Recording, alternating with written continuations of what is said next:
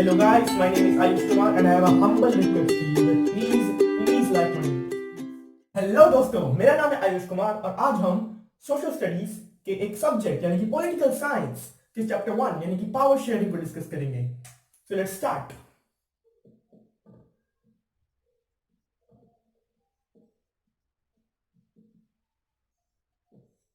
तो दोस्तों सबसे पहले समझते हैं कि पावर शेयरिंग होता क्या है। दोस्तों बहुत ही सिंपल है, इस वर्ड से ही पता चल रहा है कि पावर शेयरिंग क्या होता है। पावर शेयरिंग का मतलब शेयरिंग ऑफ पावर, पावर को शेयर करना between different social groups, right, between different social and ethnic groups. That means इसका मतलब है कि sharing of power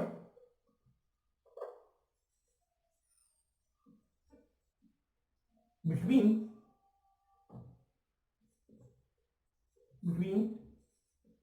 different social and ethnic groups।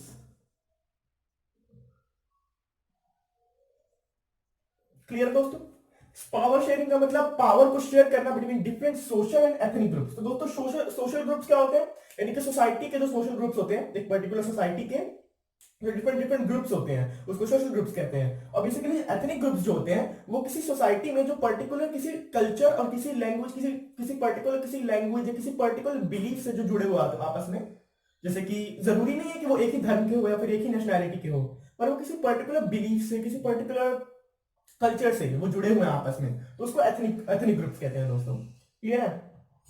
तो अब हम इसको पावर शेयरिंग को समझने के लिए बेसिकली दोस्तों दो देशों का एग्जांपल लेंगे। पहली तरफ होगा हमारा बेल्जियम और दूसरी तरफ होगा श्रीलंका।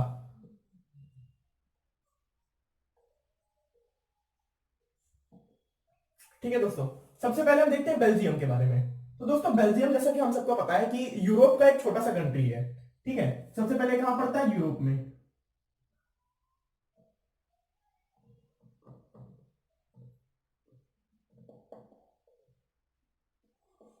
ठीक है, इन यूरोप बेल्जियम यूरोप में है, छोटा सा कंट्री है यूरोप का। और इसका जो साइज है वो हरियाणा के साइज के अप्रोक्सीमेटली है, approximately the size of Haryana. Okay, तो size is equal to Haryana. ठीक है, एंड जो इसकी पॉपुलेशन है बेल्जियम की वो 1 करोड़ है। Population is 1 crore. ठीक है, दूसरी तरफ जो श्रीलंका है वो हमारा इंडियन ओशन में एक आइलैंड नेशन है, जो कि इंडिया के तमिलनाडु के सर्दर्न कोस्ट से कुछ ही फ्यू किलोमीटर दूर है। ठीक है, तो वो एक आइलैंड नेशन है।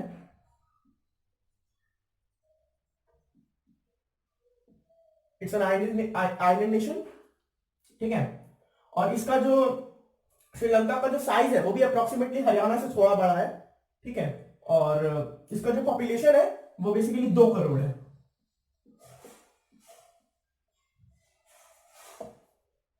ठीक है दोस्तों, तो ये हो गया बेल्जियम और श्रीलंका का जियोग्राफिकल फीचर्स, यानी कि बेल्जियम और श्रीलंका का जो उनका जो आसपास में जो जियोग्राफी है वो जियोग्राफिकल फीचर्स हो गए ये। अब हम इनके एथनिक ग्रुप जो हमने पढ़े थे उनका एथनिक फीचर्स हम जान लेते हैं कि यहाँ पे कौन कौन से डिफरेंट सोशल और एथनिक ग्रुप्स रहते हैं, क्योंकि उनके बीच में तो हमें पावर शेयर करना है, राइट।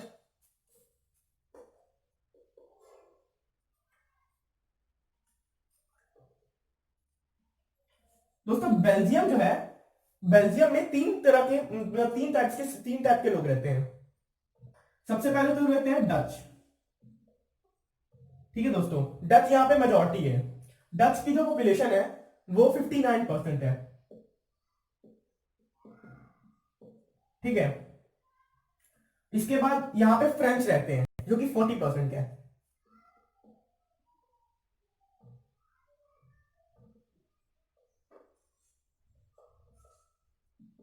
और बाकी जो 1% बचा है वो जर्मन्स रहते हैं यहां पे।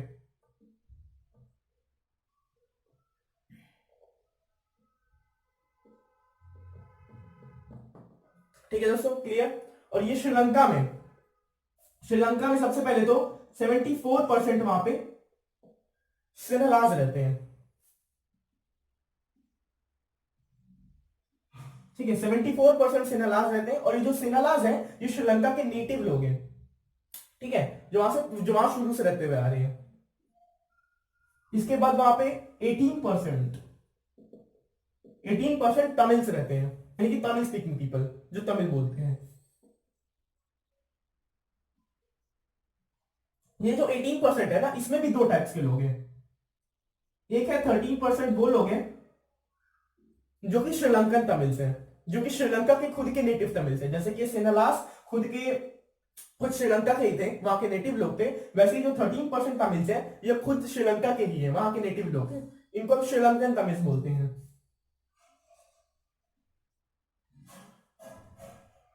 ठीक है, 13% श्रीलंकन तमिल्स है, और बाकी जो 5% बचा, ये बाकी जो 18% में से 13 माइनस हो गया तो 5% जो बचा वो इंडियन तमिल्स है। ठीक है दोस्तों, इंडियन तमिल्स कैसे? क्योंकि जो श्रीलंका था उस पर भी ब्रिटिश एम्पायर ने रूल किया था, जैसे कि हमारे पे किया था। तो वो लोग इंडिया से कुछ कुछ लोगों को ले जाकर प्लांटेशन वर्क्स में श्रीलंका भेजते थे। तो कुछ कुछ लोग वहां पे रह भी जाते थे, और फिर जब वहां पे रह जाते थे तो फिर उनकी जो आगे वाली जो जनरेशन है वो अभी तक चल रही है, तो इसलिए वो इंडियन तमिल्स कहलाने लगे। ठीक है, इसके बाद वहां पर अप्रोक्सीमेटली 7% वहां पे क्रिश्चियंस हैं। ठीक है, वहां पे अप्रोक्सीमेटली 7% क्रिश्चियंस हो गए, और बाकी 1% जो है वहां पे मुस्लिम्स है।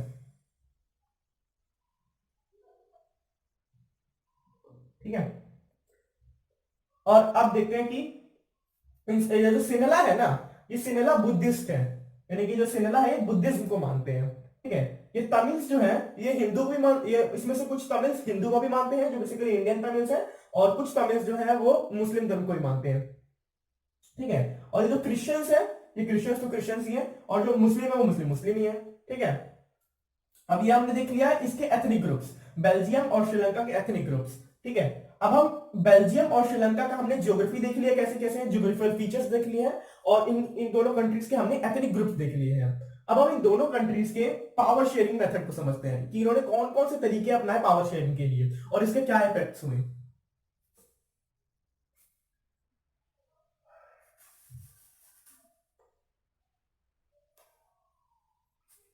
दोस्तों सबसे पहले श्रीलंका लेके चलते हैं।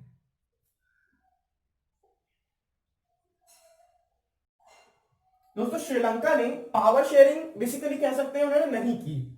ठीक है, वो पावर शेयरिंग वो नहीं कर पाए, पावर शेयरिंग में वो फेल निकले, पावर शेयरिंग उनको नहीं आती थी।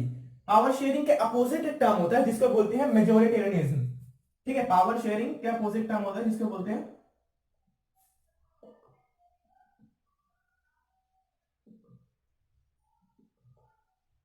ठीक है, MEJORIT। दोस्तों जैसा कि हमने देखा कि श्रीलंका ने मेजोरिटेरियनिज्म पॉलिसी को फॉलो किया, जिसके अकॉर्डिंग वहां की उन्होंने मेजोरिटी जो कि सेनेलाज लोग थे, जो कि 74% उनकी पॉपुलेशन थी, उनको उन्होंने राइट दे दिया कंट्री को गवर्न करने का, कंट्री को रूल करने का। 1948 में इनको इंडिपेंडेंस मिली। ठीक है, और 1948 के बाद जितने भी इलेक्शंस थे वो सारे के सारे इनके सेनेलाज जो लीडर्स थे उनकी पार्टीज ने जीते, और फिर उन्होंने ये पॉलिसी को अपनाया। ठीक है, इस पॉलिसी के तहत इन्होंने बहुत सारे एक्ट्स पास किए, जिसमें से मेजर कुछ 3 एक्ट्स हैं जो कि हैं, फर्स्ट एक्ट जो है वो 1956 में इन्होंने ये एक्ट पास किया था।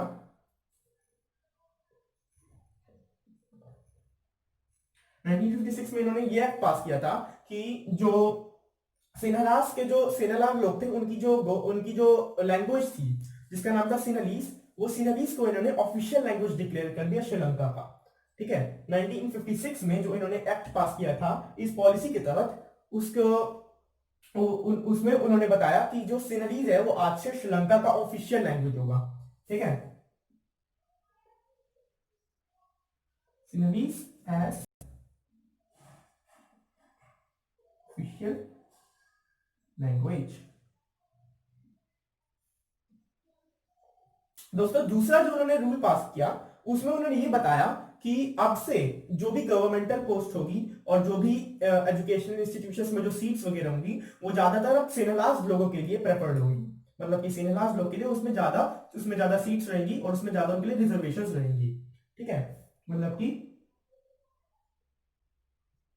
फेवर्ड सेनेलाज। दोस्तों तीसरा उन्होंने ऐसा स्टेप, ये स्टेप उठाया कि उन्होंने जो सिनेलास के जो सिनेलास का जो उनका रिलीजन था जो कि बुद्धिज्म था, उनको उन्होंने ऐसा रूल बना दिया कि बुद्धिज्म को सब लोग प्रोटेक्ट करेंगे और उसको फोस्टर करेंगे, यानी कि उसको सब लोग प्रोटेक्ट करेंगे और उसको आगे बढ़ाएंगे। बुद्धिज्म अब खत्म नहीं होगा इस श्रीलंका से।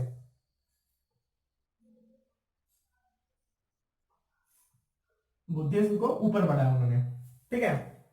तो ये श्रीलंका के कुछ मेजोरिटेरियन स्टेप्स थे जिसके अकॉर्डिंग उन्होंने सिनेलीज को ऑफिशियल लैंग्वेज डिक्लेयर कर दिया इन 1956 और फेवर्ड किया सिनेलास लोगों को in the governmental jobs and in the posts of the educational institutions, ठीक है। और बुद्धिज्म को उन्होंने आगे बढ़ाया, ठीक है। अब इसके बाद हम देख लेते हैं, मतलब कि हमें सिंपल सिंपल पता चल गया कि श्रीलंका ने पावर शेयरिंग नहीं की। श्रीलंका को पावर शेयरिंग करनी चाहिए थी among the Sinhalese, Tamils and Christians, Muslims all over, all the citizens of his countries.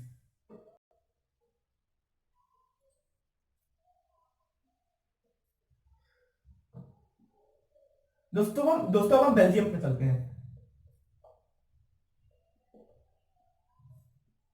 Belgium, तो दोस्तों हमने देखा कि श्रीलंका ने तो पावर शेयरिंग नहीं की। अब बेल्जियम देखते हैं, बेल्जियम ने क्या किया। बेल्जियम ने दोस्तों 1970 से 1993 तक 4 बार उन्होंने अपना कॉन्स्टिट्यूशन को अमेंड किया, यानी कि कॉन्स्टिट्यूशन में चेंजेस लाए।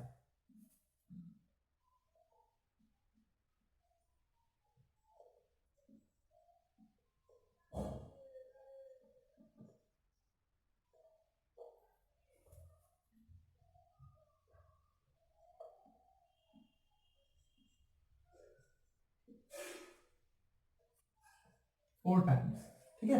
उन्होंने 4 बार अपने कॉन्स्टिट्यूशन को अमेंड किया 1970 से 1993 तक। 1970 से 1993 तक टाइम में उन्होंने अपने कॉन्स्टिट्यूशन को 4 बार अमेंड किया, जिसमें उन्होंने 4 बेसिकली रूल्स को लाया इन द कॉन्स्टिट्यूशन। सबसे पहले उनका एक रूल था, सबसे पहले उनका ये रूल था कि अब जो उनका जो गवर्नमेंट बनेगा, जो उनका यूनियन गवर्नमेंट बनेगा, उसमें जो डच और जो फ्रेंच लोग थे, जो कि डच 59% थे और जो फ्रेंच 40% थे, वो दोनों का जो प्रपोर्शन होगा वो इक्वल होगा। मतलब कि उनके जो लीडर्स होंगे वो यूनियन गवर्नमेंट में इक्वल रहेंगे। मतलब कि ऐसा नहीं है कि डच अगर ज्यादा है, मेजोरिटी है, जो कि तो मेजोरिटी है तो फिर उसके लोग ज्यादा रहेंगे इन द यूनियन गवर्नमेंट, ऐसा नहीं है। उन्होंने ये डिक्लेयर किया कि यूनियन गवर्नमेंट में, उन्होंने ये डिक्लेयर कि यूनियन गवर्नमेंट में डच और फ्रेंच दोनों का जो प्रपोर्शन है वो सेम रहेगा, ठीक है।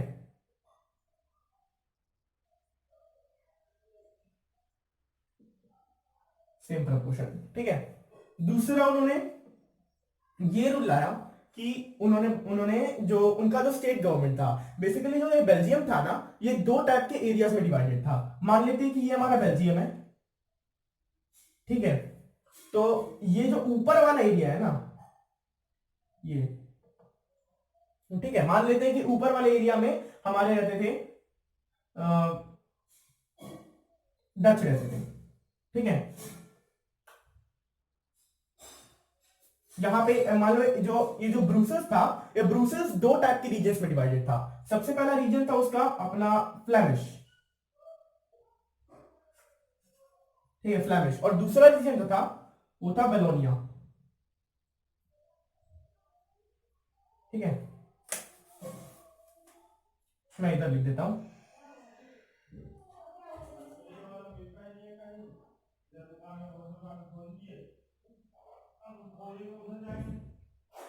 ठीक है, फ्लेमिश और बेलोनिया, ठीक है। ये जो फ्लेमिश था यहाँ पे ज्यादातर डच लोग रहते थे, और जो बेलोनिया था यहाँ पर ज्यादातर फ्रेंच लोग रहते थे, ठीक है।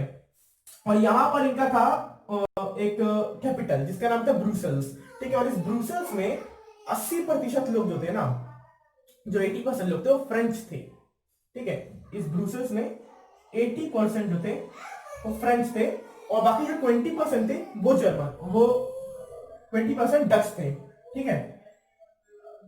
80% फ्रेंच थे, 20% जर्मन और 20% डच थे, ठीक है। तो उन्होंने ये अब अपना यूनियन गवर्नमेंट को तो उन्होंने सेम प्रोपोर्शन में बांट दिया between the French and the Dutch, ठीक है। अब उसके बाद वो आए इन दोनों स्टेट्स पे, फ्लैमिश और वेलोनिया पे। अब उन्होंने क्या किया कि उन्होंने ये डिक्लेयर कर दिया कि फ्लैमिश और वेलोनिया में भी जो फ्लैमिश और वेलोनिया में भी अब सेम प्रपोर्शन तो नहीं होगा, क्योंकि फ्लैमिश और वेलोनिया तो में तो अलग अलग लोग रहते थे। फ्लैमिश में रहते थे अपने डच और वेलोनिया रहते थे वेलोनिया में रहते थे फ्रेंच, ठीक है। तो उन्होंने ये तो डिक्लेयर नहीं किया कि वो सेम प्रपोर्शन में रहेंगे, लेकिन उन्होंने कहा कि ये जो यूनियन गवर्नमेंट है ये अपने काफी सारे जो पावर्स वगैरह होती है वो पावर्स को शेयर करेगी अमंग द स्टेट गवर्नमेंट, ठीक है।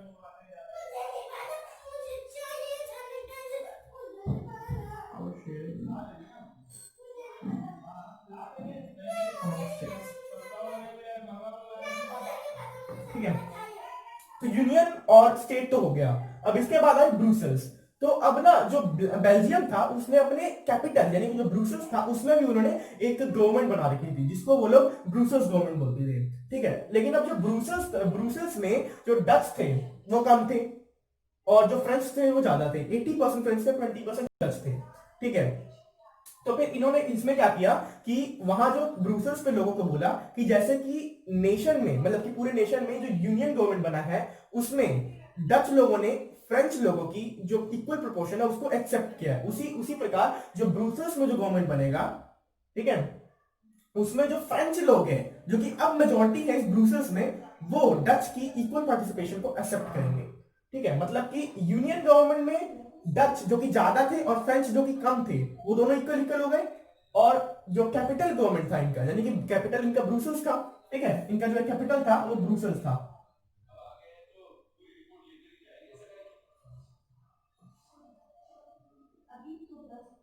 ठीक है। इनका जो कैपिटल वो जो ब्रूसेल्स था उसमें उसमें उन्होंने कहा कि जैसे कि जो यूनियन गवर्नमेंट है उसमें जो डच जो मेजोरिटी था उसने फ्रेंच को अपने कुछ पावर दिए हैं, फ्रेंच को इक्वल प्रोपोर्शन उसका एक्सेप्ट किया है। उसी प्रकार जो ब्रूसेल्स है जिसमें कि अब फ्रेंच ज्यादा है नंबर में डच से, अब ये उनकी बारी है फ्रेंच की कि वो फ्रेंच को इस कैपिटल गवर्नमेंट ब्रूसेल्स गवर्नमेंट में डच के साथ अपना हाथ बढ़ाए और डच को भी मौका दे और डच को और फ्रेंच को दोनों को इक्वल प्रोपोर्शन हो, ठीक है।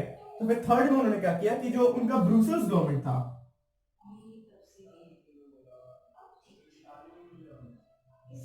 उसमें उन्होंने इक्वल यानी सेम प्रपोर्शन कर दिया,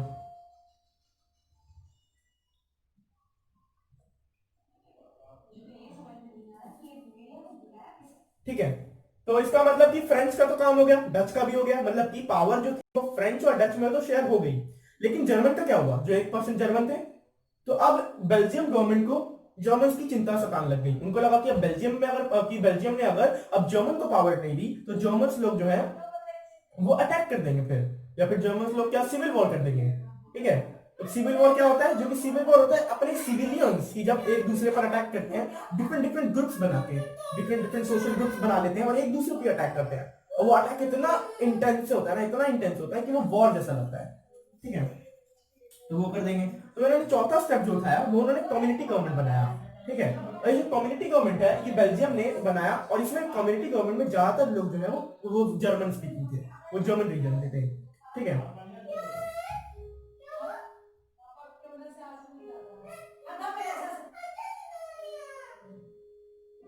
ठीक है। फोर्थ स्टेप था कि उन्होंने बेल्जियम में जो स्टेट गवर्नमेंट था, सॉरी यूनियन गवर्नमेंट था, स्टेट गवर्नमेंट था और कैपिटल गवर्नमेंट था, ये तीनों गवर्नमेंट तो थे ही, लेकिन इसके बाद उन्होंने एक कम्युनिटी गवर्नमेंट बनाया जिसमें ज्यादातर लोग फ्रेंच थे। और ये जो कम्युनिटी गवर्नमेंट था ये पूरे कंट्री का कल्चर, लैंग्वेज और एजुकेशनल जो पावर्स और जो कल्चरल, एजुकेशनल और जो कल्चरल, एजुकेशनल और जो लैंग्वेज रिलेटेड, कल्चरल, एजुकेशनल और जो लैंग्वेज रिलेटेड जो इश्यूज थे कंट्री के उसको ये गवर्न कर सकता था, ठीक है। तो हमने देख लिया कि श्रीलंका और बेल्जियम दोनों ने पावर को कैसे शेयर किया। बेसिकली श्रीलंका ने तो पावर शेयर किया ही नहीं,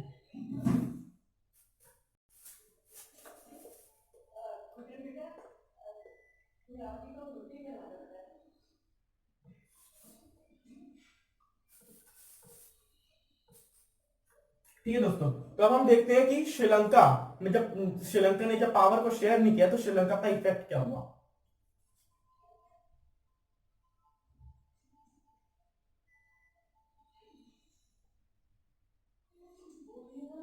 श्रीलंका इफेक्ट्स, राइट। सबसे पहला श्रीलंका का इफेक्ट क्या हुआ कि जो तमिल लोग थे उनका श्रीलंकन गवर्नमेंट से और श्रीलंकन कॉन्स्टिट्यूशन से विश्वास उठ गया। उनको ये लगा कि ये जो श्रीलंकन गवर्नमेंट है ये मेजोरिटी को ही, यानी कि वहां के जो सिनलास लोग थे उनको ही ज्यादा पावर दे रही है, उनको ही ज्यादा गवर्न करने का, कंट्री को गवर्न करने का रूल दे रही है, उनकी ज्यादा प्रेफरेंस दे रही है। तो उनका कॉन्स्टिट्यूशन पर से और श्रीलंकन गवर्नमेंट पर से विश्वास उठ गया। ठीक है, उनका विश्वास उठ गया। दे फेल्ट दैट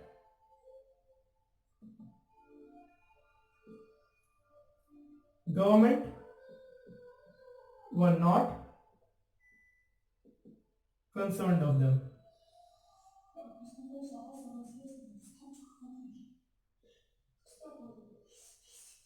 ठीक है, ये इसका इफेक्ट था सबसे पहला। तो दूसरा इफेक्ट इसका क्या था कि जो श्रीलंकन गवर्नमेंट थी ना, अब उसमें जो तमिल लोग थे, अब तमिल लोग भी डिफरेंट डिफरेंट पार्टीज फॉर्म करने लग गए। ठीक है, और 1980s तक तो तमिल लोगों की काफी सारी पार्टीज फॉर्म हो गई थी, और वो लोग साथ में मिलके ना जो सेनालास लोग थे, जो सेनालास के जो लीडर थे, उस पर प्रेशर एक्सर्ट करने लग गए। और वो लोग कहने लग गए कि अब उनको ना एक स्पेशल एक तमिल स्टेट चाहिए, तमिल का एक खास सा स्टेट चाहिए श्रीलंका में, जिसको वो लोग तमिल इलाम बोलते थे। ठीक है, डिमांड ऑफ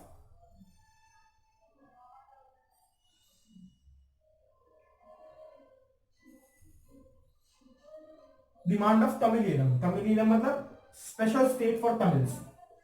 ठीक है, तमिल मतलब स्पेशल स्टेट फॉर तमिल्स। ठीक है, तो ये 1980s के लगभग ये लोग ऐसे मांगने लग गए।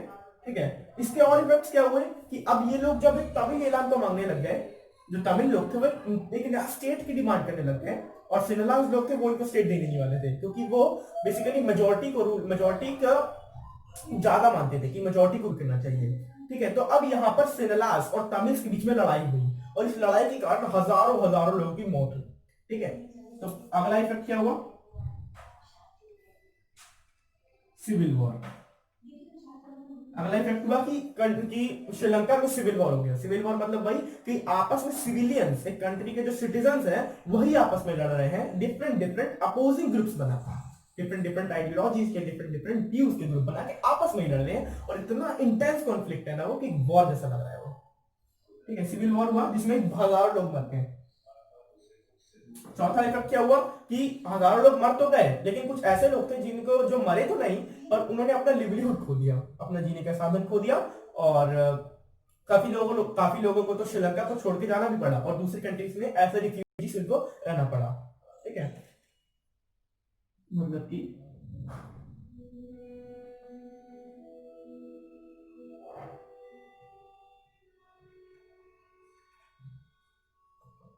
ठीक है, lost their livelihood.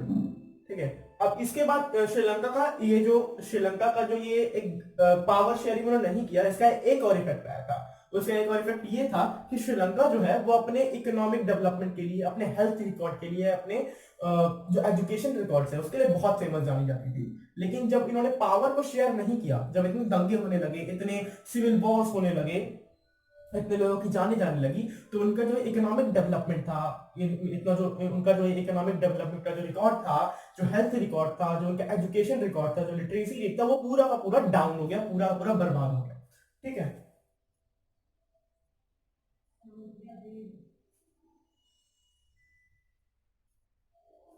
Educational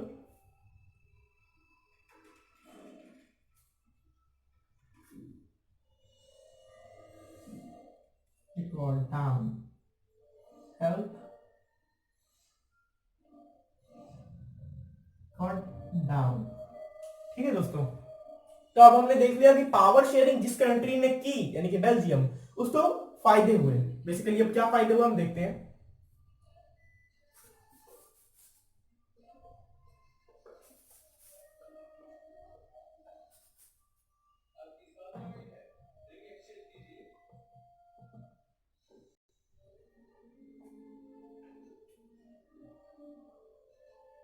Belgium's gain, Belgium के फायदे क्या हुए। पहला फायदा तो बेल्जियम का ये हुआ कि उन्होंने पावर शेयरिंग की, तो इस पावर शेयरिंग के करने के बाद उनके जो जो दंगे हो रहे थे, जो कि सिविल वॉर्स वगैरह हो रहे थे, वो बहुत ही ज्यादा कम हो गए। कॉन्फ्लिक्ट्स जो थे वो सिटीजन्स के बीच में बहुत ही ज्यादा कम हो गए, क्योंकि सिटीजन्स के बीच में आपस में एक अंडरस्टैंडिंग बन गया था कि सबको पावर मिलेगा ही, सबके बीच में पावर बटेगा ही। ठीक है, तो सिविल वॉर्स थे और जो कॉन्फ्लिक्ट्स थे वो बहुत ही नीचे आ गए, बहुत ही कम हो गए। दूसरा जो बेल्जियम का गेम था वो ये था कि जो यूरोपियंस यूरोप के जो ज्यादातर जो नेशंस थे, उन्होंने एक यूरोपियन यूनियन फॉर्म किया। ठीक है, और वो जो यूरोपियन यूनियन का जो हेडक्वार्टर था, जो मेन हेडक्वार्टर था, उसको बेल्जियम का जो कैपिटल है यानी ब्रुसेल्स, उसको ही चूज किया गया।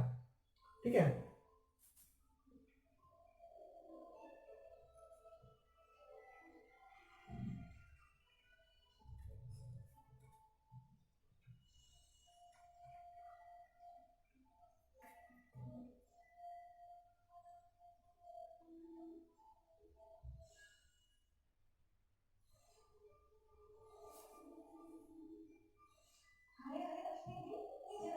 ठीक है।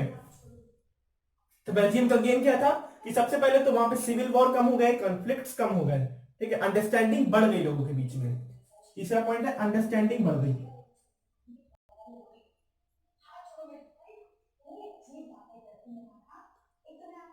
अंडरस्टैंडिंग बढ़ गई और यूरोपियन यूनियन का जो हेडक्वार्टर था वो उनके बेल्जियम का जो कैपिटल था ब्रुसेल्स, वहां पे फॉर्म हुआ, मेन हेडक्वार्टर। ठीक है,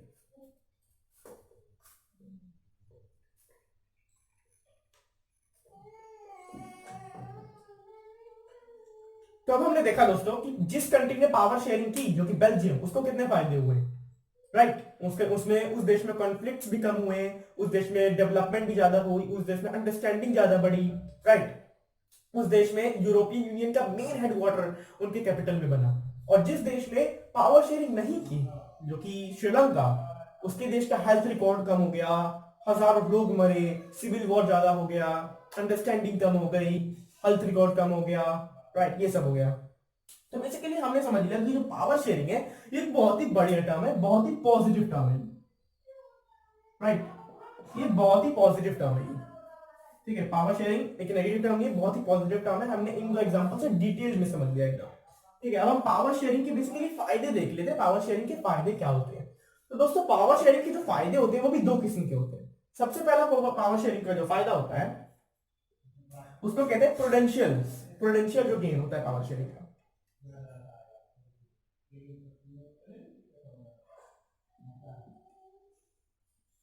पावर शेयरिंग का जो बेसिकली प्रूडेंशियल गेन होता है। ठीक है, और दूसरा होता है मोरल गेन। ठीक है, power sharing, prudential gain and moral gain. ठीक है, प्रूडेंशियल का मतलब क्या है, मोरल का मतलब क्या है? प्रूडेंशियल मतलब कि केयरफुल कैलकुलेशन के अकॉर्डिंग। ठीक है, मतलब जो पावर शेयरिंग में, जो पावर शेयरिंग करने से जो गेन हुआ, मतलब कि केयरफुल कैलकुलेट करके जो गेन हुआ, मतलब कि जो मतलब आना ही आना है वो गेन, वो फायदा आना ही आना है। ठीक है, और वो डायरेक्टली कंट्री को लीड करेगा। ठीक है, वो गेन होता है हमारा प्रूडेंशियल जो गेन होता है। मोरल गेन क्या होता है कि बेसिकली वो अब कंट्री को वैसे कह सकते हैं आगे ही बढ़ाएगा, और वैसे वो मोरली करेक्ट होता है ज्यादा। ठीक है, वो कैलकुलेशंस पे बेस नहीं होता है कि इतना पावर शेयर करेंगे तो इतना रिटर्न आएगा, इतनी अंडरस्टैंडिंग बढ़ेगी, ऐसा नहीं होता है। मोरली वो करेक्ट होता है, जो कि बेसिकली मोरल राइट होता है सबका, वो मोरली करेक्ट होता है। ठीक है, तो सबसे पहले हम देख लेते हैं प्रूडेंशियल इसके जो गेन्स थे पावर शेयरिंग के।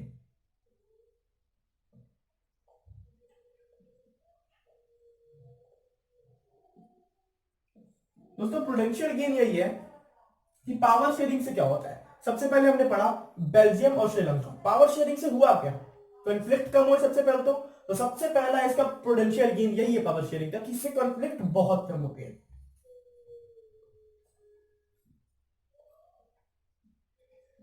कॉन्फ्लिक्ट बहुत कम होते हैं। ठीक है, दूसरा प्रूडेंशियल गेन क्या है, कॉन्फ्लिक्ट कम होते हैं, इसका मतलब कि वॉयलेंस वॉयलेंस भी कम होता है। Conflict is equal to violence, right.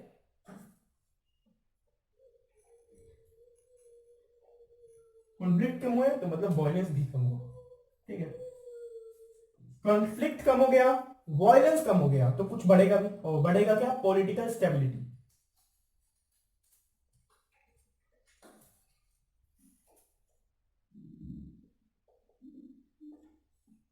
दोस्तों जो पॉलिटिकल स्टेबिलिटी थी वो बढ़ गई, ठीक है, मतलब कि जो पहले इतनी पॉलिटिकल स्टेबिलिटी नहीं थी अब वो ज्यादा हो गई पावर शेयरिंग करने की वजह से, क्योंकि अंडरस्टैंडिंग बढ़ गई दोस्तों लोगों में, राइट।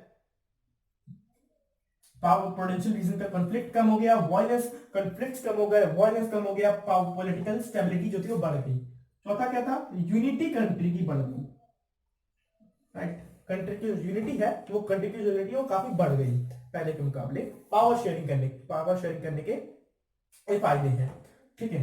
यूनिटी बढ़ गई, पॉलिटिकल स्टेबिलिटी बढ़ गई, वॉयलेंस कम हो गया, कॉन्फ्लिक्ट कम हो गया।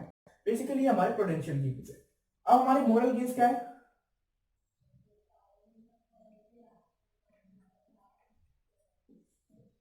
मोरल गेन्स क्या है, मोरल गेन्स यही है कि जो पावर शेयरिंग है ना वो सही है एक मायने में, ठीक है, पावर शेयरिंग सही है, क्योंकि किसी पर्टिकुलर बंदे को पावर नहीं देना, किसी पर्टिकुलर समाज में किसी पर्टिकुलर ग्रुप को पावर ही नहीं देना, उन्हें पूछना ही नहीं, ये तो गलत है। पावर शेयरिंग सही है, मोरली सही है ये, ठीक है, कह सकते हैं मोरली करेक्ट है ये।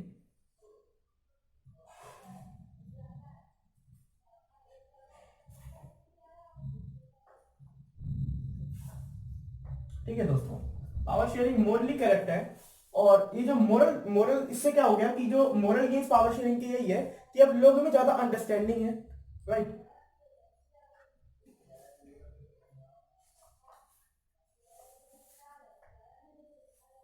राइट, तो ये हो गया प्रूडेंशियल और moral gains of power sharing, ठीक है। अब इसके बाद हम समझते हैं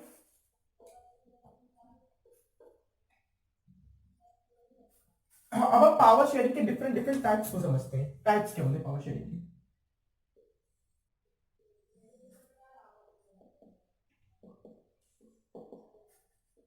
दोस्तों जैसा कि यहां पे दिख रहा है कि पावर शेयरिंग के 4 टाइप्स होते हैं। सबसे पहले तो ऑर्गन लेवल,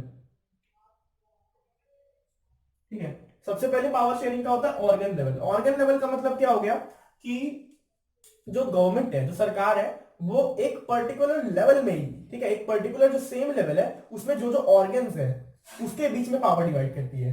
मतलब कि यहाँ पे कोई हायरार्की नहीं होती है, ठीक है, मतलब कोई भी इंस्टीट्यूशन या फिर कोई भी जो ऑर्गन है वो ज्यादा बड़ा नहीं है, ज्यादा छोटा नहीं है, सब समान है। इसका बहुत ही अच्छा एग्जाम्पल हो गया हमारा जुडिशरी, एग्जीक्यूटिव और लेजिस्लेचर,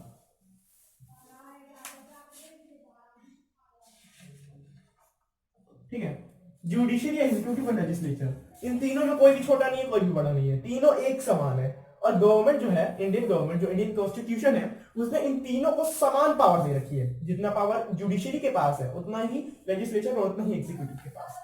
कोई भी एक दूसरे को मतलब दबा नहीं सकता है, कोई भी बड़ा नहीं है दोनों तीनों में से, और सारे समान है। इसी को बोलते हैं organ system of power sharing या फिर organ level of power sharing. इसके दोस्तों दूसरे नाम भी हैं। अब क्योंकि इसमें पावर को हम हॉरिजॉन्टली डिवाइड कर रहे हैं, हॉरिजॉन्टली का मतलब कि ये पावर इधर से आई, मान लो ये पावर है, ठीक है,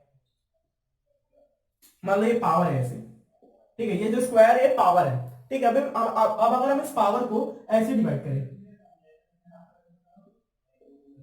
ऐसे, इसको मगर मान लो स्क्वायर नहीं हो गया, ट्राइंगल मान लेते हैं, तो ऐसे ट्राइंगल है। अब इस ट्राइंगल को,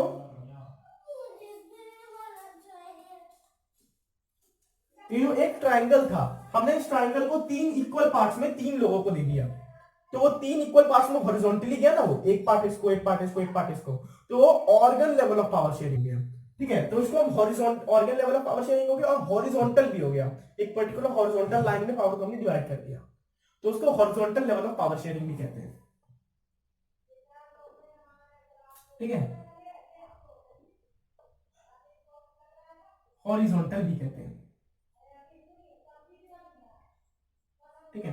ये ऑर्गन हॉरिजॉन्टल भी कहते हैं, इसको checks and balance system of power sharing भी कहते हैं। Check and balance, check and balance का मतलब क्या हो गया, एक दूसरे को चेक करके रखना, बैलेंस बना के रखना। जैसे कि मैंने बताया कि जुडिशरी, एग्जीक्यूटिव और लेजिस्लेचर है, ये आपस में एक दूसरे को चेक बना के रखते हैं, आपस में एक दूसरे को चेक करते रहते हैं, कोई आगे तो नहीं बढ़ रहा, कोई नीचे तो नहीं है, और बैलेंस बना के रखते हैं, ठीक है। तो check and balance form of government भी है, sorry, check and balance form of power sharing भी है। Organ level of power sharing भी इसका एक नाम है, एक नाम horizontal share of power, horizontal method of power sharing भी है। दूसरा टाइप का दोस्तों पावर शेयरिंग होता है vertical. Vertical method of power sharing. दोस्तों वर्टिकल नाम से ही पता लग रहा है, वर्टिकल जो चीज हो, एक चीज यहां हो, एक चीज यहां हो, एक चीज यहां हो, तो जो सबसे ऊपर जो टॉप पे चीज होगी उसकी ज्यादा वैल्यू होगी, उसके पास ज्यादा पावर होगी। एक बार और एग्जांपल देख लेते हैं इसका। फॉर एग्जांपल मैंने अगर देख लिया कि ये जो है ये स्क्वायर है, इस स्क्वायर में पावर बटना है, ठीक है। मान लेते हैं कि इस स्क्वायर में चार लोग को पावर बटना है, ठीक है। तो सबसे पहले एक बंदे ने इतना ले लिया, इसका 1/2 ले लिया, ठीक है। नीचे गया तो एक बंदे ने उसका भी 1/2 ले लिया, ठीक है। और जो सबसे नीचे गया तो एक बंदे ने उसका भी 1/2 ले लिया, और लास्ट में जो इतना बचा थोड़ा बहुत वो नीचे वाले को चला गया, ठीक है। तो देखो ये सबसे वाले को, सबसे जो पहले जिसके पास गया उसको सबसे ज्यादा मिला, उसके बाद जो गया उसको कम, और उसके बाद जिसके बाद गया तो उसको सबसे कम, ठीक है। तो ऐसा ही इस vertical method of power sharing में होता है। मतलब कि इस vertical method of power sharing में कोई छोटा कोई बड़ा होता है। इसका सबसे परफेक्ट एग्जांपल होगा यूनियन गवर्नमेंट, स्टेट गवर्नमेंट और डिस्ट्रिक्ट गवर्नमेंट, लोकल गवर्नमेंट या म्युनिसिपैलिटी जो भी कह सकते हैं, ठीक है। यूनियन गवर्नमेंट सबसे टॉप पे, उसके नीचे क्या हो गया स्टेट गवर्नमेंट, उसके नीचे क्या हो गया लोकल गवर्नमेंट, डिस्ट्रिक्ट गवर्नमेंट भी कहते हैं इसको, म्युनिसिपैलिटी गवर्नमेंट कहते हैं, ठीक है। म्युनिसिपल कॉर्पोरेशन होते हैं, पंचायती राज भी कहते हैं गांव में इसको, ठीक है। बेसिकली डिस्ट्रिक्ट हम लिख देते हैं, ठीक है, डिस्ट्रिक्ट गवर्नमेंट। तो ये हो गया वर्टिकल, ठीक है। वर्टिकल को हम level system of power sharing भी कहते हैं, क्योंकि डिफरेंट डिफरेंट लेवल्स पे बट रहा है ना पावर, एक लेवल गया, दूसरा लेवल, तीसरा लेवल, चौथा लेवल, पांचवा लेवल, लेवल लेवल पे बट रहा है, ठीक है। और वर्टिकली बट रहा है लेवल पे, हॉरिजॉन्टल बट रहा है मतलब कि समान बट रहा है, जैसे कि यहाँ पे। और वर्टिकली बट रहा है मतलब कि कुछ ज्यादा पहले वो ले रहा है, फिर उसके बाद थोड़ा कम आ रहा है, फिर थोड़ा कम, फिर थोड़ा कम, फिर थोड़ा कम, फिर थोड़ा कम, वर्टिकल, ठीक है। थर्ड टाइप जो है वो सोशल ग्रुप्स के बिटवीन जो पावर शेयरिंग है, जो हमने शुरू में डिफाइन पढ़ी थी कि पावर शेयरिंग जो है वो सोशल ग्रुप्स, बेसिकली तो यही होता है। और ये तो वैसे सरकार के लिए, जो गवर्नमेंट के लिए है, और ये सिटीजन के लिए, ठीक है। गवर्नमेंट जो है वो ये दोनों मेथड को अप्लाई करती है अपने गवर्नमेंट, अपने मतलब कि संचालन के लिए, ठीक है। ऑर्गन सिस्टम और वर्टिकल सिस्टम, ठीक है। जो थर्ड बचा है वो हमारा सोशल ग्रुप्स के बिटवीन है,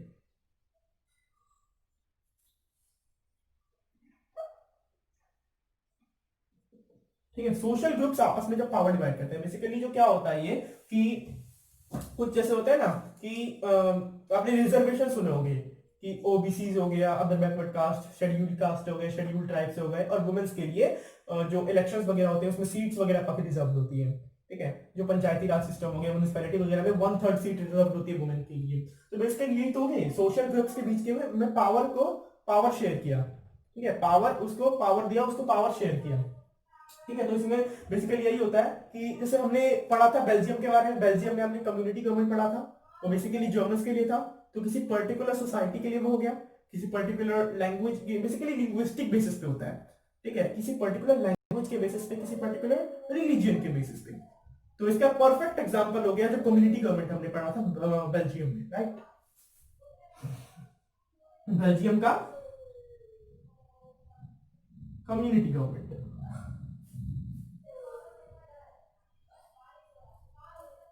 ठीक है, ठीक है। और हमारा रिजर्वेशंस, जो हमारे इंडिया में रिजर्वेशंस होते हैं वुमेन के लिए, एससी एसटी ओबीसी वगैरह के लिए, ठीक है।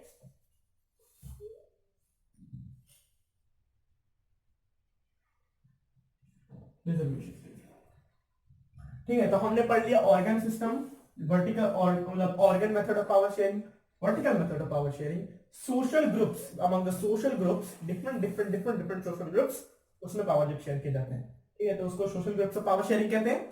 इसके बाद जो लास्ट बचता है मेथड ऑफ पावर शेयरिंग, वो होता है पॉलिटिकल पार्टीज और प्रेशर ग्रुप्स जब आपस में पावर को शेयर करते हैं।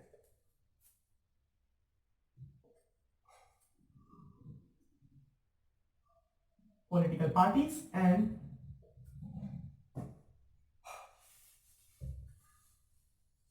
Pressure groups. दोस्तों बड़ा ही सिंपल है, पॉलिटिकल पार्टीज आपस में पावर शेयरिंग कब करते हैं? कोलिशन गवर्नमेंट जब बनता है, कोलिशन गवर्नमेंट मतलब कि फॉर एग्जांपल कभी ऐसा इलेक्शन होता है ना कि एक पर्टिकुलर जो गवर्नमेंट होती है, एक पर्टिकुलर जो मतलब पार्टी होती है, ठीक है। ऐसा मतलब कभी कभी इलेक्शंस में होता है कि एक पर्टिकुलर पार्टी इलेक्शन जीत नहीं पाती, मेजोरिटी जीत नहीं पाती है, तो वो बाकी और जो पार्टीज होती है उनके साथ मिलकर एक अपना गवर्नमेंट बनाती है, एक अलायंस बनाती है, ठीक है, और अपना मिलकर ये फिर कोलिशन गवर्नमेंट चलाती है, ठीक है। तो जब कोलिशन गवर्नमेंट चलाती है तब जो सारी पार्टियां आपस में इन्वॉल्व होती है, सारी पार्टियां जो आपस में जुड़ी होती है मेजोरिटी लाने के लिए, क्योंकि किसी एक पर्टिकुलर पार्टी की तो मेजोरिटी आई नहीं होती है, तो दो या फिर दो से ज्यादा पार्टीज आपस में जुड़ जाती है, ठीक है। जैसे कि 2005 में यूपीए जुड़ी थी, ठीक है, तो वैसे ही दो से ज्यादा पार्टीज आपस में जुड़ जाती है और फिर एक मिली हुई एक सरकार बनाती है जिसको कोलिशन गवर्नमेंट कहते हैं। इसमें एक पार्टी नहीं होती, ज्यादा पार्टी होती है, एक से ज्यादा मेजोरिटी लाने के लिए किया जाता है ये, ठीक है। ये हो गया पॉलिटिकल पार्टीज जब आपस में पावर शेयर करते हैं। अब है प्रेशर ग्रुप्स के बारे में। तो दोस्तों प्रेशर ग्रुप्स पावर शेयर कैसे करते हैं? बेसिकली प्रेशर ग्रुप्स क्या होते हैं? प्रेशर ग्रुप्स जो होते हैं जो कि जिन पॉलिटिकल पार्टीज पे, गवर्नमेंट पे प्रेशर डालते हैं किसी पर्टिकुलर डिसीजन को पास कराने के लिए, ठीक है। प्रेशर ग्रुप्स बेसिकली होते हैं हमारे, जैसे कि जो बड़े बड़े बिजनेसमैन हो गए, ट्रेडर्स हो गए, बड़ी बड़ी इंडस्ट्रियलिस्ट हो गए, ये सारे हमारे प्रेशर ग्रुप्स होते हैं जो कि प्रेशर देते हैं गवर्नमेंट का होता है, ठीक है। तो फिर जैसे कि प्रेशर ग्रुप्स का एक सबसे बड़ी एग्जांपल हो गया हमारा बामसेफ और फिक्की, FICCI, सबसे बड़ी एग्जांपल हो गया बामसेफ एंड प्रेशर ग्रुप्स का। इसमें मतलब इसका बहुत बड़ी एग्जांपल है बामसेफ एंड फिक्की। इंडिया में ही होता है ये फिक्की का फुल फॉर्म तो है federation of Indian chambers of commerce and industry, ठीक है। और इसके बारे में आप नेट से थोड़ा और पढ़ भी सकते हैं, बहुत इंटरेस्टिंग है, मैंने ही पढ़ा था। तो थैंक यू।